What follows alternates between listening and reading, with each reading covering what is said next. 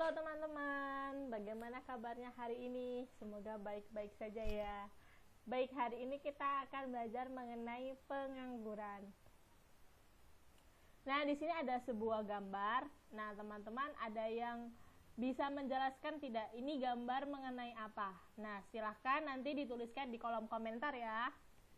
Baik, ini adalah gambar mengenai sebuah pengangguran, fenomena pengangguran. Nah, lalu apa sih yang dimaksud dengan pengangguran? Pengangguran adalah penduduk yang tidak bekerja atau penduduk yang sedang mencari pekerjaan. Bahkan orang juga bisa dikatakan pengangguran jika mereka sedang membuka atau mempersiapkan suatu usaha baru. Kemudian di sini ada jenis-jenis pengangguran. Nah, jenis-jenis pengangguran itu dibedakan menjadi dua, yaitu berdasarkan jenisnya, kemudian sebab akibatnya. Jadi pertama kita mengetahui perbedaan dari pengangguran, kemudian kita juga bisa mengetahui penyebab dari adanya orang menganggur itu apa. Nah, yang pertama berdasarkan jenisnya yaitu ada pengangguran ketidakcakapan, kemudian pengangguran terselubung, dan pengangguran terbuka. Kemudian yang berdasarkan sebab akibatnya itu ada pengangguran musiman, kemudian pengangguran friksional, pengangguran upah terlalu tinggi, kemudian pengangguran struktural, pengangguran voluntary, dan pengangguran teknologi. Nanti kita akan membahas satu persatu ya. Kita akan membahas yang pertama itu pengangguran berdasarkan jenisnya, yaitu pengangguran ketidakcakapan, pengangguran terselubung, dan pengangguran terbuka. Yang pertama, pengangguran ketidakcakapan. Apa sih yang dimaksud dengan pengangguran ketidakcakapan? Yaitu adalah pengangguran yang terjadi karena seseorang mempunyai cacat fisik atau jasmani. Jadi mereka yang disabilitas itu ketika tidak dapat bekerja, tidak dapat mendapatkan pekerjaan, itu disebut pengangguran ketidakcakapan. Mengapa demikian? Karena perusahaan-perusahaan atau sektor-sektor industri itu melihat kualifikasi seseorang yang sehat secara jasmaninya. Jadi mereka yang tidak bekerja karena adanya cacat fisik atau jasmaninya itu disebut dengan pengangguran ketidakcakapan. Selanjutnya adalah pengangguran terselubung. Nah, apa sih yang dimaksud dengan pengangguran terselubung? Nah, teman-teman pasti tidak asing dengan orang-orang freelance atau freelancer. Nah, jadi di sini yang dimaksud dengan pengangguran terselubung itu ketika seseorang bisa bekerja di satu atau dua bahkan lebih sektor perusahaan atau sektor industri lainnya. Contohnya seperti ini. Freelancer itu bisa bekerja di satu perusahaan, dua perusahaan, bahkan tiga perusahaan sekaligus ketika mereka sudah bisa memenuhi satu perusahaan yang mereka kerjakan. Contohnya mereka bekerja di perusahaan A, kemudian mereka juga bisa bekerja di perusahaan B ketika mereka sudah menyelesaikan pekerjaan di perusahaan A. Nah, ketika waktu menunggu untuk bisa bekerja di perusahaan B ini, mereka akan menganggur. Nah, di sini yang dimaksud dengan pengangguran terselubung. Oke. Selanjutnya adalah pengangguran terbuka. Nah, di sini adalah pengangguran yang terjadi karena tidak adanya lowongan pekerjaan. Nah, di sini teman-teman bisa melihat ketika orang-orang menganggur karena jumlah pekerjaan yang sedikit, kemudian tidak ada peluang pekerjaan, bahkan kualifikasi mereka yang tidak bisa diterima oleh perusahaan itu, maka mereka akan menganggur. Nah, ini yang dimaksud dengan pengangguran terbuka. Selanjutnya adalah pengangguran berdasarkan sebab akibatnya. Jadi kita akan mengetahui sebabnya apa sehingga mereka bisa menganggur. Yang pertama adalah pengangguran musiman. Nah, ini berdasarkan musim, teman-teman. Contohnya adalah seorang petani. Ya, jadi ketika pergantian musim, seorang petani akan menganggur ketika mereka musim panas yang sangat panjang atau musim kemarau yang sangat panjang, maka mereka tidak akan bekerja karena mereka tidak bisa menanam padi untuk sebagai pekerjaan mereka. Ataupun ketika musim panen selesai, mereka tidak bekerja sambil menunggu musim tanam tiba. Nah, itu mereka akan menganggur dan itu disebut dengan pengangguran musiman. Selanjutnya adalah pengangguran friksional. Nah, friksional ini berbeda dengan pengangguran berbanding terbalik dengan pengangguran terbuka.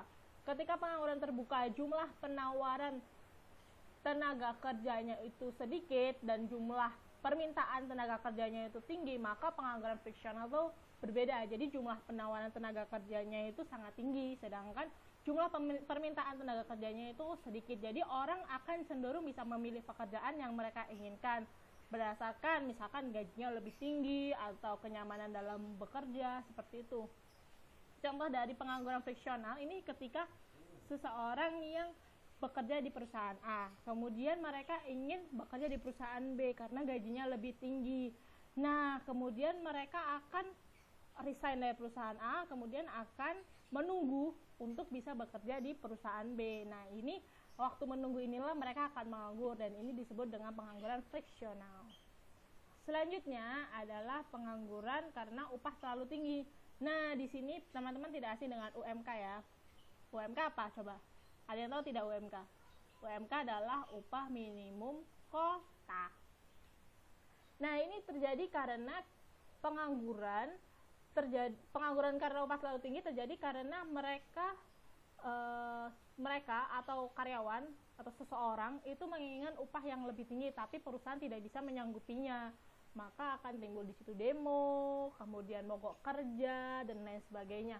Nah, karena itulah mereka akan berhenti dari perusahaan itu dan kemudian akan menganggur. Nah, dari sini itu yang disebut dengan pengangguran karena upah terlalu tinggi, begitu. Selanjutnya adalah pengangguran struktural. Nah, pengangguran struktural ini adalah pengangguran disebabkan karena adanya perubahan struktur ekonomi. Contohnya seperti yang digambar ini ya teman-teman, bisa dilihat.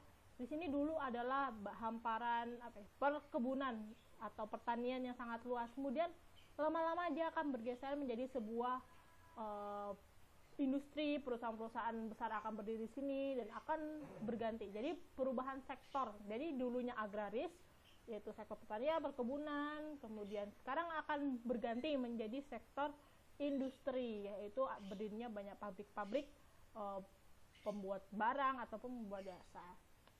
Seperti itu. Selanjutnya adalah pengangguran voluntary.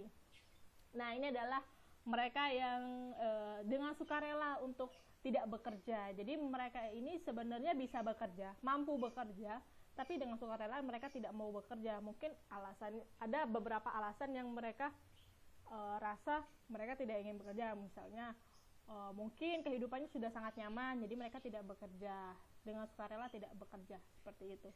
Selanjutnya adalah pengangguran teknologi. Nah, pengangguran teknologi ini adalah pengangguran adanya pergantian yang dulunya perusahaan itu bergerak di sektor padat karya, kini mereka akan berganti ke sektor padat modal. Jadi tenaga kerja dulu yang digunakan kini akan diganti oleh mesin-mesin yang mereka beli. Mengapa demikian? Alasannya karena mereka ingin mendapatkan keuntungan yang lebih tinggi dibandingkan pengeluaran biaya yang lebih besar. Misalkan gaji karyawannya kok makin lama makin tinggi, jadi mereka tidak ingin keuntungannya terpotong karena adanya biaya gaji itu. Jadi mereka akan menggunakan mesin-mesin yang bekerjanya lebih cepat, lebih efektif dan lebih efisien. Jadi sehingga keuntungannya akan lebih tinggi, seperti itu. Kemudian kesimpulannya apa yang dapat kita ambil dari pembelajaran mengenai pengangguran ini adalah pengangguran terjadi karena adanya asimetri antara dunia pendidikan dan dunia kerja. Mengapa demikian? Karena bisa dilihat di gambar ini, begitu banyak sarjana-sarjana atau lulusan-lulusan output yang dari dunia pendidikan itu tidak sesuai dengan kualifikasi yang diinginkan oleh dunia kerja. Nah, seperti ini. Jadi maka akan semakin sedikit peluang untuk mereka lulusan atau output dari dunia pendidikan untuk bisa bekerja di dunia kerja. Kemudian kata terakhir dari saya yaitu ini ada quotes dari Bapak Fuad Hasan, yaitu hanya Raja Walilah yang berani terbang tinggi walaupun sendiri. Nah, ini maksudnya kita diajak untuk bisa melakukan kegiatan yang lebih produktif dengan kemampuan kita sendiri untuk menciptakan peluang-peluang pekerjaan baru, mungkin untuk kita, mungkin untuk orang lain dan orang-orang di sekeliling kita. Oke, terima kasih. See you. Sampai jumpa kembali.